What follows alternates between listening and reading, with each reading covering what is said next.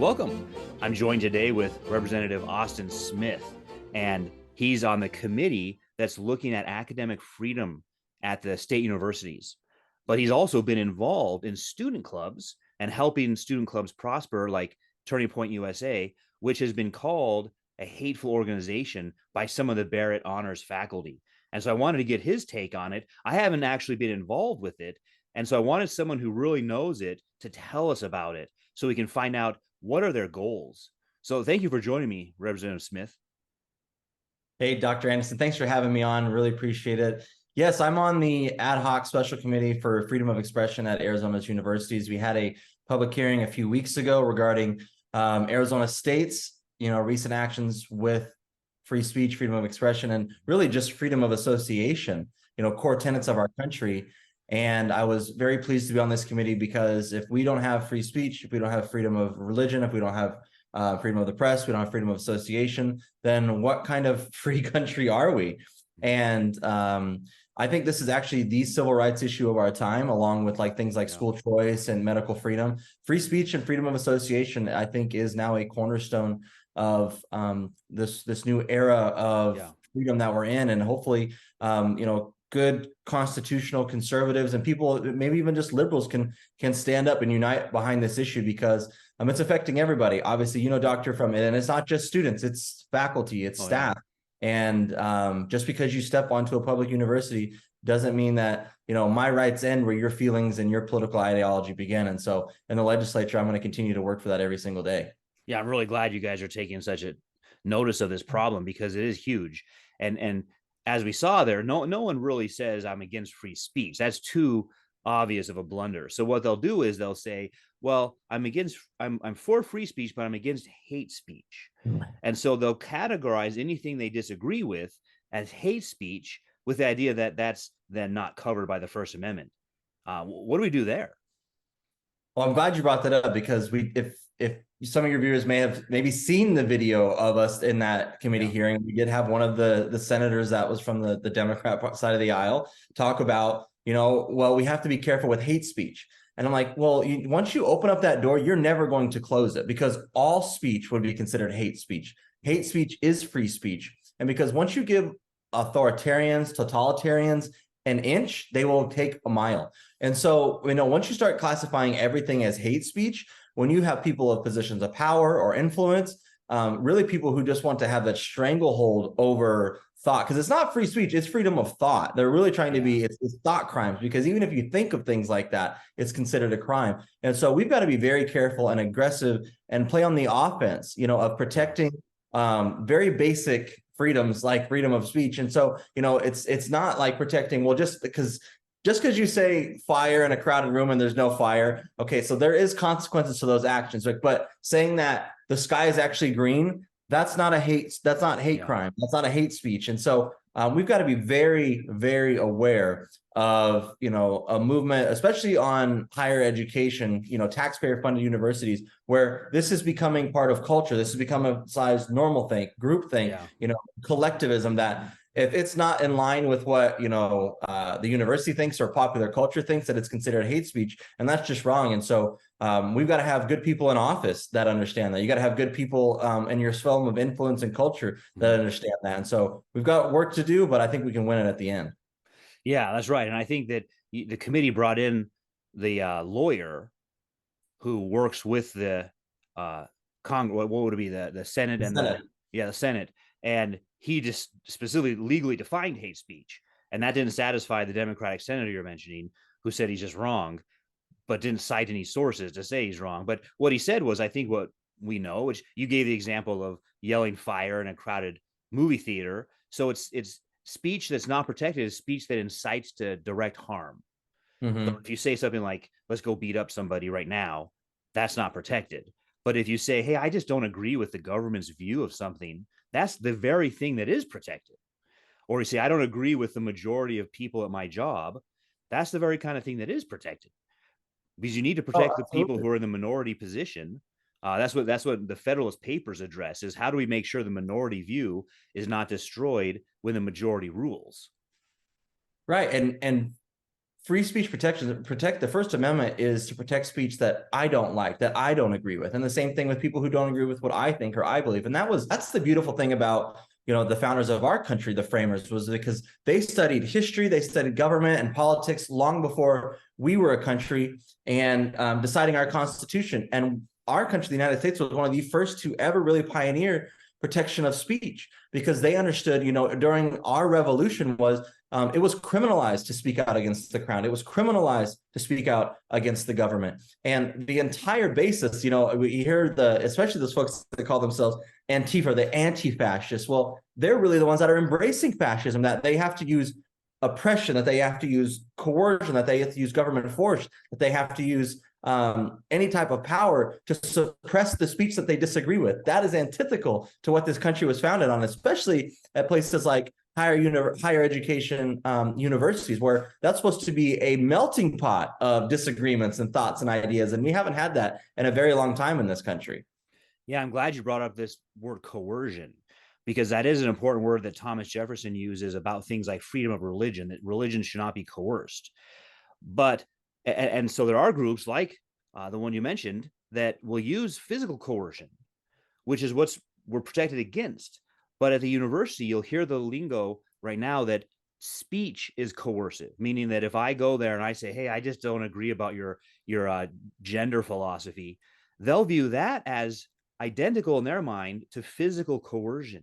And so again, that's another attempt to get around the First Amendment. So first they'll say, well, that's hate speech. And then secondly, they'll say, well, you're coercing students, or you're coercing faculty by just giving an argument about your philosophy.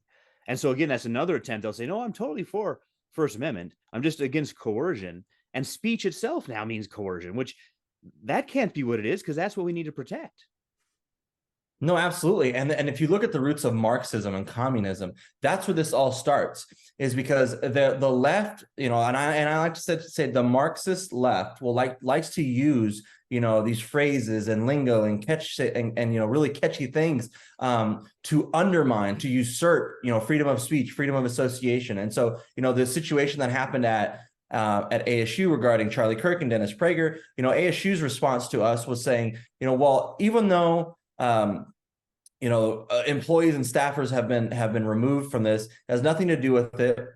The event went as planned. That's not the point. The point is that people associated with the event, people who maybe even just wanted to hear about it or have a conversation about that situation or about that topic, have been coerced into thinking that that's not okay, that you can't even have those thoughts of thinking like, hey, you know what? I don't agree with what Dr. Anderson said, but I'm curious to think about his rationale behind it.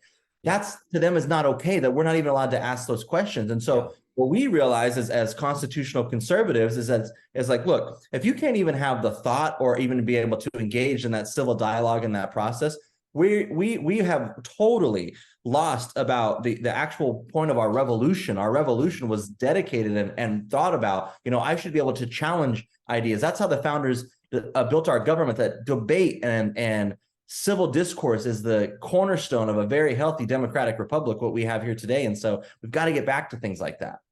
Yeah, that's right. And also the point of higher education. I mean, what am I doing at the university teaching logic to students if they're not allowed to use it?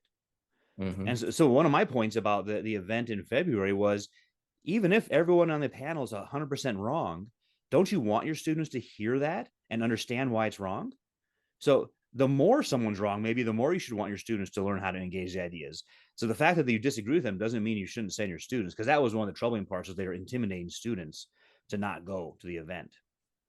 Oh, absolutely. And if your ideas are right, let's say I'm a leftist, if your ideas are right and mine and Dr. Anderson's idea and beliefs are wrong, on a public debate forum, wouldn't people realize that? Wouldn't people be able to see that, wouldn't you want to just show it to the world and to the rest of the country that these ideas are wrong, and let's just put them on the table, that people will be able to decide?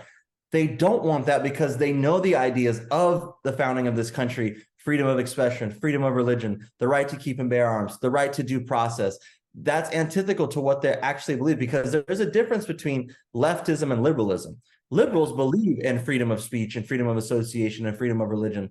Leftists do not. They have an antithesis to what that actually means. And so this all is rooted in our Judeo-Christian values. What this country was founded on is that I may disagree with how you think, how you talk, what you believe, but at the end of the day, we are all united around the same principle: is that in this country, that is what makes us unique, and that's what makes us strong, is that we have those very core differences and beliefs, but in the public square, we can respect one another.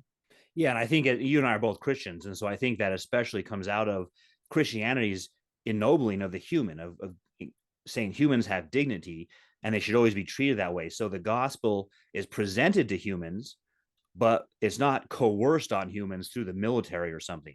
And so this is the very idea in Christianity of saying, hey, you're a person, you can think, here's the gospel, you get to make a choice about it. Is I think the foundation behind the idea of the First Amendment.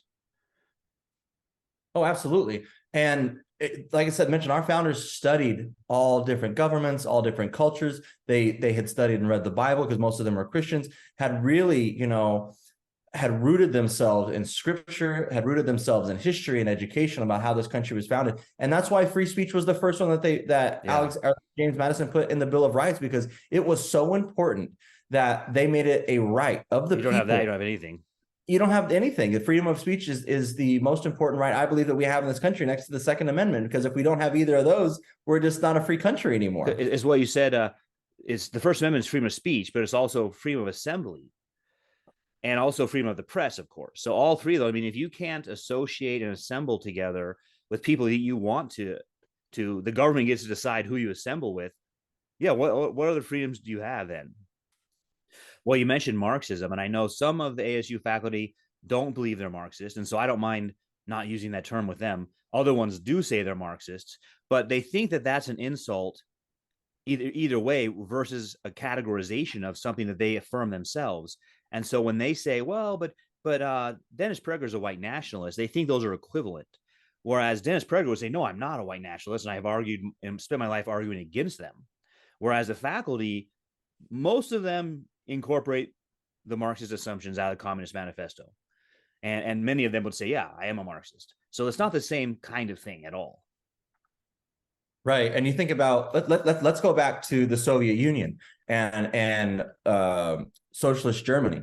The Nazis, nationalist socialists, hated the communists, and the communists hated the nationalist socialists, but they were both sides of the same coin, two sides of a different coin. And this is where the left gets wrong, is that they try to equate people who just disagree with them as, extreme white nationalists. I serve in the legislature, and if you are on just a policy side or just a different thought than from leftists down there, you are an extremist. Having these views are extreme. And that's what the left is very good at, and where this battle for free speech and freedom of expression and association is so important, because when they paint in broad strokes and they paint and put us all into this corner, like communists do, like nationalist socialists did it with the Nazi party, when you're able to do that and you're able to ostracize a section of society into being, like they're lepers, or like they were people who are not supposed to be, associated with or treated fairly because they have different think. And then that's what, communism and Marxism is rooted in, is that the people that disagree with them, they will try to cast them as, well, they're just different. They're worse than me because they're white nationalists. Well, even if you explain to them and show them, like Dennis Prager, that I'm not a white nationalist, I'm a Jewish man, they don't like that, because they don't care. They don't care because their ideology, Marxism, is rooted in collectivism. And if there is a collectivism, there's no free speech, there's no freedom of association. Yeah, and one of the Democratic representatives said about my belief that marriage between one man and one woman, that is radical. And I thought about that word radical, because it's actually the opposite of radical. Radical means you're changing some tradition. So the belief that marriage between one man and one woman is like the standard view in human history. So the radical view would be the one that says that's not true. But it's exactly the strategy you're mentioning, which is make the opponent's view seem like it's a fringe view. Like, wow, you think marriage is between one man and one woman? No one's ever thought that. And then it makes them appear like their view is false. But can you tell us a little bit about Turning Point USA? I mean, a lot of people may not even know what it is. What is that? What do they do?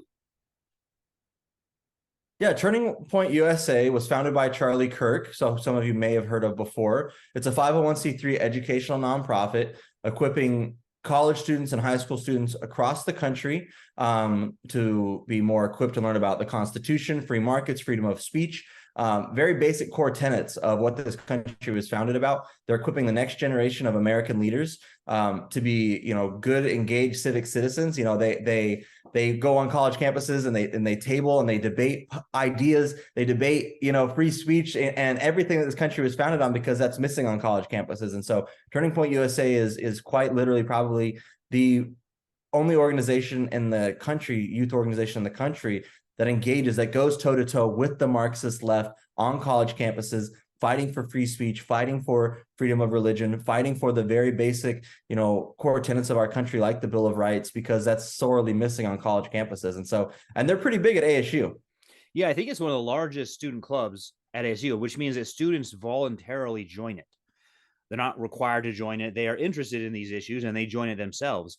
And so the idea, though, is that they have a list of professors. Can you tell us about this list? Because the Barrett faculty tried to make this a big deal. Yeah, so at Turning Point USA, they have a project called the Professor Watch List, and this is where students can anonymously, or other faculty or parents, if they see a professor on their student's college campus, or they have a professor that is espousing things like Marxism, like communism, preaching, violence towards people who have, differing views based on their race, their ethnicity, their religion. Yeah.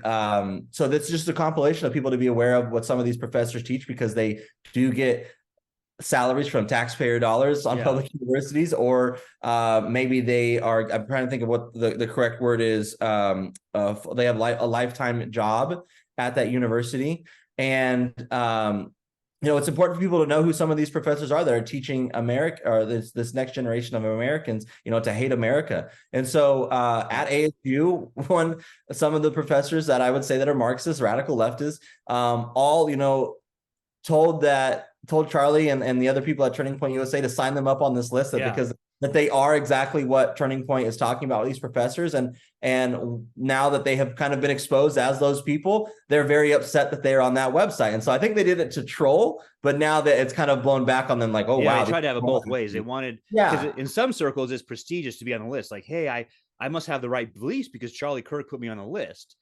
But then they also wanted to complain and say they're being harassed because they're on the list. So they both asked to be on the list, and then they wanted to use it as a point of appeal to pity, to say, oh, I'm being harassed because of this. So that got exposed, which is a big deal. But the thing is that there's always been places like Rate My Professor has been around as long as I've been teaching, and any student can go there. I mean, they don't even have to prove they were in your class. They can just go there and say whatever they want about you, positive or negative. So this idea that students want to talk about professors, they've always been doing that. They already talk on social media about professors. So it's not unique or new to Turning Point USA. And the idea that, hey, I think you made a good point. We're all at ASU, we're all state employees, and we agreed to uphold the Constitution when we got employed. So the idea that, hey, people want to know, are you using your job at ASU as your personal platform to promote your own beliefs? And I think they have some comfort, because they say, well, but we're all doing it because we all agree about leftism. Well, yeah, that's the problem. Right.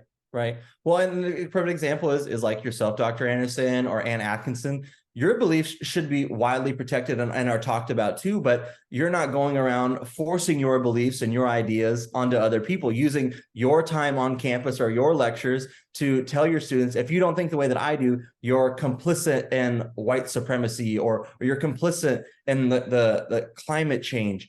And this is what Marxism is really good at, is that they, like I mentioned, they're painting you into this corner and they're coercing you into thinking that the way that they think is the only way to think. And if you're not a part of it, you're a part of the problem. That if you're not contributing and not being a part of our army or our group, think that you're a part of the problem and you must be eliminated. This is what the communists did to their opposition. This is what the Nazis did to their opposition. And so really what you guys are facing on these college campuses is really in my opinion, you're the tip of the spear. Because and when you look back through history, it's always been the ideologues that have come from sometimes higher education, or the think tanks, or the philosophers at universities, or people from the past, that the ideas that were born on college campuses flowed down into culture and then flew down into our politics. And so you're really at the start of where this all comes to, because now, like, I remember I went to Grand Canyon University, Oh wow. started in 2013, and even remember going through, and I went to a public high school. So I never was really exposed to extreme leftism on my college campus. But I do remember at times, with friends at ASU or seeing stuff on social media, what takes place on college campuses today will be involved in our public policy and government 10 years from now. And so now we're seeing the effects of that starting in about 2014. Now those members of government in Congress and in your state legislatures that were radical leftists 10 years ago are now in our governments. And so we've got to be crucially and critically aware of what's happening on campuses now impacts our countries 10 years from now. Well, and that's right. And I don't think parents or potential students or donors even understand what it's like. And so that's one reason I started a Substack, which is Dr. Owen Anderson at Substack, to alert those groups, hey, this is what it's like on campus. I mean, I know I had an idealized view of university life where you go and you think about ideas and you hear all different topics. And just so parents know, that's not what it's like anymore. And so I think that would be helpful, because one of the ways that people vote is with their feet.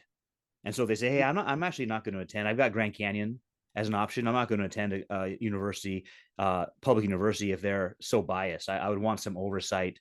So tell me about that. How can there be more oversight? Absolutely. And part of it is what most people don't understand.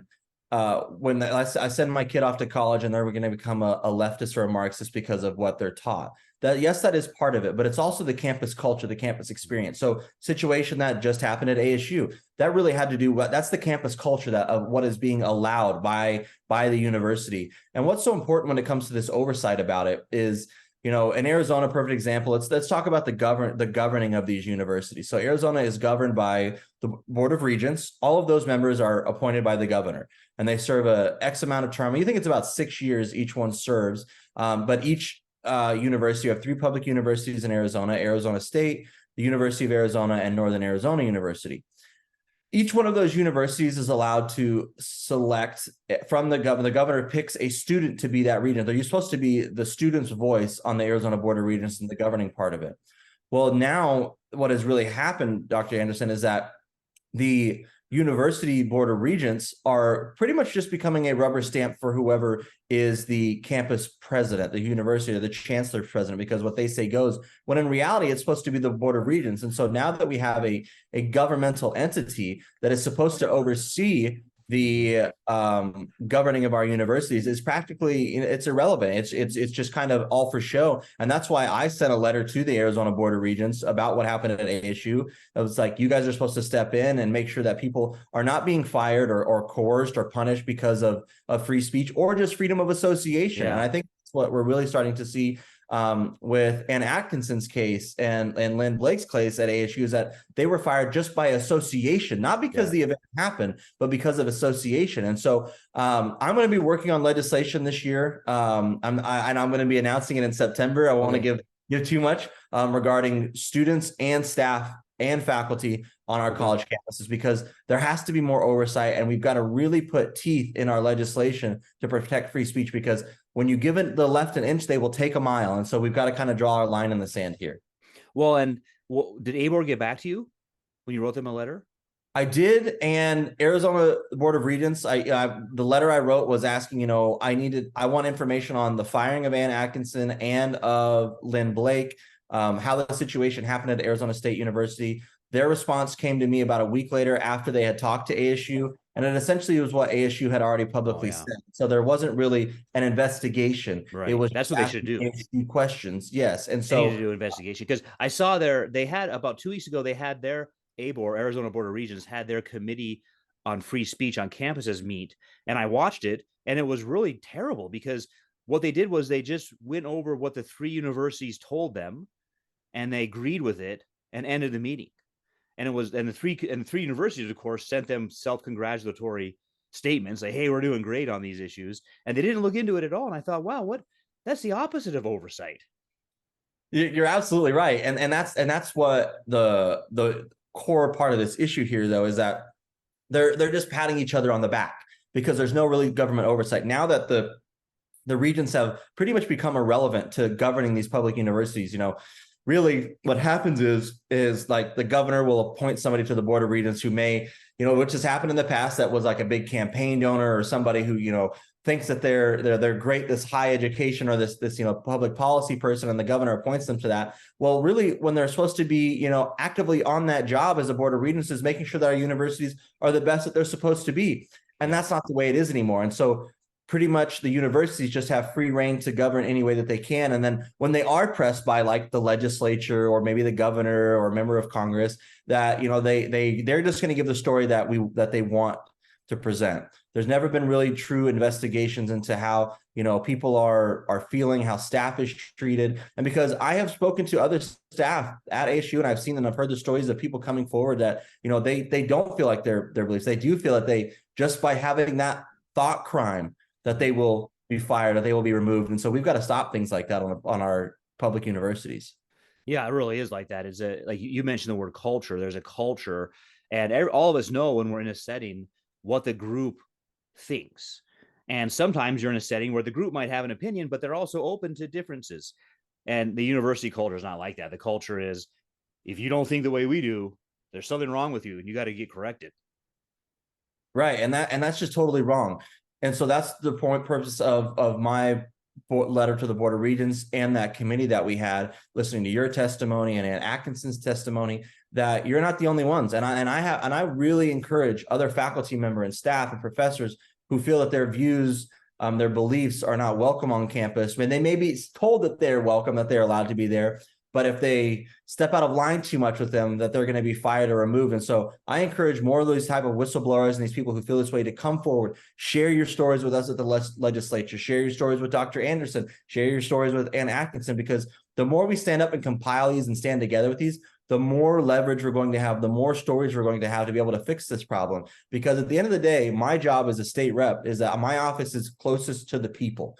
The way this country was set up, like I was talking about with our founders earlier, they wanted the state legislatures to be the office closest to the people so that they can hear, so people can redress their government, like Dr. Anderson did with us. He did redress his grievances with our government on how better we can protect free speech that he has been targeted for his Christian beliefs, that Ann Atkinson was targeted for just her association. And so that's the purpose of the legislature. That's the purpose of a citizen legislature, is that you lecture other citizens to go there and fight on your behalf.